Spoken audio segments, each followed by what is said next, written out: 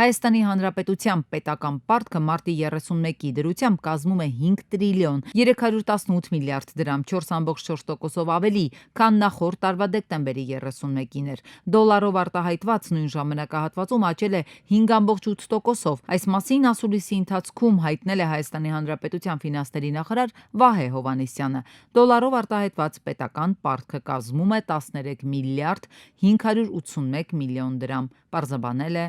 Հովհաննիսյանը։ 2024 թվականի արդյունքներով պետական պարտքը ՀՆԱ հարաբերակցությամբ նվազել է 0,1%-ային կետով։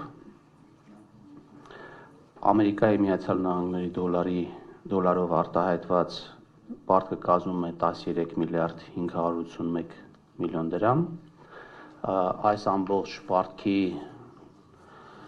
ներգրավումը եւ ծավալները պլանավորված են Հայաստանի Հանրապետության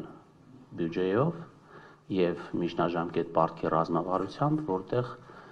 բացահայտվում է թե պարտքի ներգրավման ծավալը եւ թե դրանց աղբյուրները։ Այստեղ հատկանշական է նաեւ արձանագրել, որ վերջի տարիներին ըստ ներգրավման արժույթի եւ ըստ ռեզիդենտության ներքին պարտքի ծավալը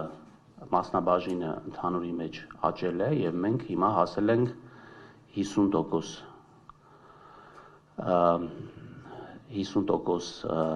մակարդակին, ինչը բավականին դրական ցուցանիշ է